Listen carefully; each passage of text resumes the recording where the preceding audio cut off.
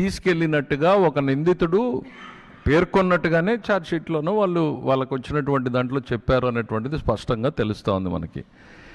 తెలిసిన తరువాత చైర్మన్ గారు సరిదిద్దేటువంటి చర్యలు తీసుకుని ఉంటే ఓకే, తెలియక జరిగింది, పొరపాటు జరిగింది, సరిదిద్దుతున్నారు, ఫైన్ అనుకోవచ్చు. దాన్ని తొక్కి పెట్టారు, దాని గురించి మాట్లాడలేదు, మాట్లాడడానికి వచ్చినటువంటి వ్యక్తుల్ని కూడా మాట్లాడకుండా చేశారు. ఇది 22లో జరిగిన నేరం. ఆ నేరం 22 నుంచి కంటిన్యూ అవుతా 24 దాకా జరిగింది అనడానికి మనకి ఎన్డీడీబీ కాఫ్ రిపోర్ట్ అనేటువంటిది చాలా స్పష్టంగా చెప్తుంది. అదే పంతా కొనసాగింది అనేటువంటిది. ఈరోజు ఏం చేశారు అనంటే 59.71 లక్షల కల్తీ నెయ్యి సరఫరా చేయబడింది అనేటువంటిది తెలిసింది మనకి. 234 కోట్ల రూపాయల టీటీడీ నిధుల దుర్వినియోగం చేయబడ్డాయని స్పష్టంగా చెప్పింది. ఈ కల్తీ ఎందుకు జరిగింది, దీంట్లో పాత్రధారులు ఎవరు, ఎలా జరిగింది అనేటువంటి చూసినప్పుడు మనకి ఈ విచారణలో భాగంగా ఒక కీలక వ్యక్తి పేరు వింటున్నాం. చిన్న అప్పన్న అంటే సుబ్బారెడ్డి గారి పిఏగా వ్యవహరిస్తున్నటువంటి వ్యక్తి. ఆయన బోలేబాబా డైరీ దగ్గరికి వెళ్ళి, మీరు నాకు కిలోకు 25 రూపాయలు ఇవ్వండి నెయ్యికి, ఇస్తే మీరు సరఫరా చేసేలాగా నేను మీకు అవకాశం కల్పిస్తాను అని అంటే ఆ బోలేబాబా డైరీ అధికారులు దాన్ని తిరస్కరించడం, వెంటనే ఇక్కడికి వచ్చిన తర్వాత ఆ ప్రొక్యూర్మెంట్ ఆఫీసర్స్కి వేరే కాంపిటీషన్ సంస్థ చేత, ప్రీమియర్ డైరీ అనుకుంటా, వాళ్ళ చేత ఒక కంప్లైంట్ తీసుకుని వితిన్ డేస్ దాన్ని బ్లాక్ లిస్ట్లో పెట్టించడం జరిగింది. అంటే మా బలం ఇది, మీరు మేము చెప్పిన టర్మ్స్కి రాకపోతే మిమ్మల్ని ఈ రకంగా చేస్తామనేటువంటి ఎగ్జాంపుల్ని ఇచ్చిన తర్వాత నెగోషియేషన్ స్టార్ట్ చేశారు. మళ్ళీ అదే సంస్థతోనే చేసినట్టుగా తెలుస్తుంది. కాకపోతే బ్లాక్ లిస్ట్లో ఉండడం మూలన వాళ్ళు పార్టిసిపేట్ చేయడానికి అవకాశం లేదు కాబట్టి ఆల్టర్నేటివ్ రూట్స్ను కూడా వీళ్ళే వెతికి పెట్టారు. ఏఆర్ డైరీ అనేటువంటి సంస్థ, వైష్ణవి డైరీ అనేటువంటి సంస్థ, అనేకమైనటువంటివి మీ అందరికీ తెలుసు. ఇవన్నీ కూడా ఏ రకంగా రూట్ చేశారు, ఎంత రూట్ చేశారు అనంటే ఎవరైనా లాభం కోసం సరఫరా చేస్తారు. వీళ్ళు ఏఆర్ డైరీ బోలేబాబా దగ్గర నుంచి ఐ థింక్ నాకు తెలిసి అది 355 రూపాయలకు కొంటారు ఒక సంస్థ, రెండో సంస్థకి 318 రూపాయలకి దాన్ని సరఫరా చేస్తారు. టీటీడీకి వచ్చేటప్పుడు 319 రూపాయలు, అంటే ఒక కిలోకి 35 రూపాయల నష్టంతో సరఫరా చేస్తారు ఆన్ రికార్డు. 390 రూపాయలు, 320 రూపాయలకి మనకు నెయ్యి మార్కెట్లో దొరుకుతుందా ఒక్కసారి ఆలోచించండి. నందిని ఉంది, ఇవాళ ఈ రాష్ట్రంలో సంఘం ఉంది, విజయ ఉంది, ప్రఖ్యాతమైనటువంటి బ్రాండ్లు ఉన్నాయి. ఎంత దొరుకుతుంది? మనం అందరం ప్రతిరోజు తినేటువంటిది, ప్రతి తల్లి చెల్లి కూడా నెయ్యి ధరని చెప్పగలిగేటువంటి పరిస్థితుల్లో టీటీడీ పాలక మండలి, ఇంత అనుభవం ఉన్నటువంటి వ్యక్తులు, డైరీ సంస్థలు, వీళ్ళందరినీ ఎక్స్పర్ట్స్ని పెట్టుకుని 320 రూపాయలకి నెయ్యి దొరుకుతుంది అంటే వాళ్ళు అమాయకంగా తీసుకున్నారని మనం అనుకోవాలా? అసలు జరిగింది ఏంది అనేటువంటిది మనకు కళ్ళ ముందు కనపడుతున్నటువంటిది. ఈ సంస్థ ఏదైతే బోలేబాబా ప్రధానమైనటువంటిది మ్యానుఫ్యాక్చరింగ్ అనేది అక్కడ తయారైంది. నెయ్యి అని పిలువబడేటువంటి పదార్థం తయారు చేయబడింది. అది నెయ్యి అని మనం ఎవరం కూడా అనలేం.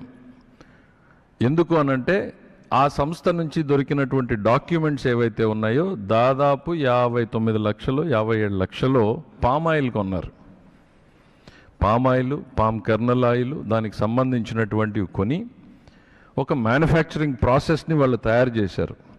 నెయ్యిలా మార్చడానికి ఏ రకంగా చెయ్యాలి అని అంటే దాంట్లో రకరకాల కెమికల్స్ని కలపడం. ఏంటి ఆ కెమికల్స్ అనేటువంటివి అని అంటే నేను మళ్ళీ లాస్ట్కి వస్తాను. లాక్టిక్ యాసిడ్ ఒకటి, ఎసిటిక్ యాసిడ్ ఈస్టర్ అనేటువంటిది ఒకటి, మోనోగ్లిజరైడ్స్ ఒకటి.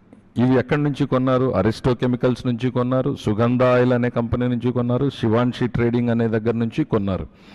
ఇవన్నీ కొని వీళ్ళు తయారు చేసింది ఏంటి అనంటే పామ్ ఆయిల్, పామ్ కర్నల్ ఆయిల్ని నెయ్యి వాసన వచ్చేలాగా, నెయ్యి రంగు వచ్చేలాగా తయారు చేయడం జరిగింది. ఇది ఇంతవరకు దాదాపు ఇన్వెస్టిగేషన్ కళ్ళ ముందు కనపడతానే ఉంది.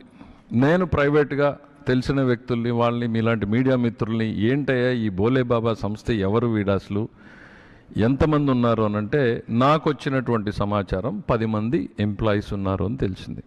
ఆ 10 మందిలో 2 స్వీపర్స్ అని 2 వాచ్మెన్లని తెలిసింది. అంటే 6 మందితో ఇంత చేసేటువంటి అవకాశం. మరి తప్పెక్కడ జరిగింది అనేటువంటిది మనం చూసేటప్పుడు కీలకమైనటువంటి పరిణామాలు ఏంటి అని అంటే, ఇందులో కుట్రలో ప్రధానమైనటువంటి భాగస్వామ్యం ఏంటి అని అంటే టెండర్స్లో ఉన్నటువంటి మార్పులు.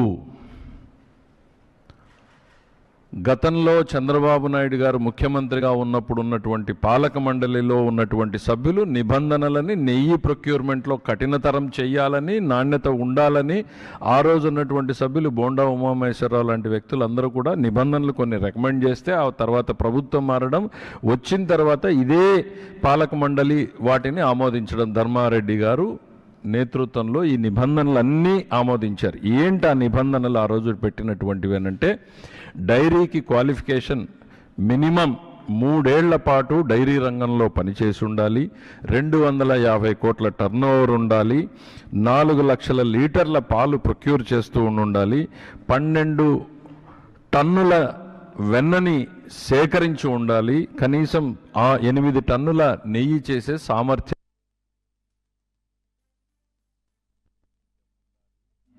ఇవి ఒక డైరీకి పెట్టింది.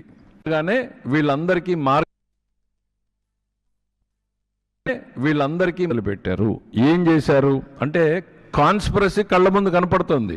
అక్కడ నెగోషియేషన్ నడుస్తుంది, కఠినమైన నిబంధనలు ఉన్నాయి. ఆ నిబంధనల ప్రకారం వాళ్ళు రాలేరు కాబట్టి వాళ్ళని ఇక్కడికి తీసుకురావడం కోసం నిబంధనల మార్పు చేశారు. ఏం చేశారు? 3 సంవత్సరాల నుంచి 1 సంవత్సరం అనుభవం ఉంటే చాలు అని చెప్పారు. 150 కోట్ల టర్నోవర్ ఉంటే చాలు అని చెప్పారు. 4 లక్షల లీటర్ల పాలు సేకరించే సామర్థ్యం ఉండాలి, సేకరించి ఉండాలి అన్న నిబంధనని పూర్తిగా తీసేశారు. అంటే పాలు లేకుండా నెయ్యి చేసే విధానాన్ని వీళ్ళు మార్గం సుగమం చేశారు. ఆ తర్వాత ఈ 12 లక్షల టన్నుల వెన్న సేకరణ అనే దాన్ని పూర్తిగా తీసి 3 టన్నులు చేశారు. నెయ్యి చేసే సామర్థ్యం మొత్తం తీసేశారు. అసలు ఈ నిబంధనల మార్పుతోనే ఈ మొత్తం కాన్స్పిరసీ నడిచింది. ఒకవైపు నెగోషియేషన్, మరోవైపు నిబంధనలను మార్చేటువంటి కుట్ర. మార్చి ఆ పాత్రదారులు వచ్చారు. వచ్చిన తర్వాత ఏం జరిగిందో మనం కళ్ళ ముందు చూసాం. పామాయిల్, కర్నల్ ఆయిల్ని పెట్టి వీళ్ళందరూ సరఫరా చేయడం.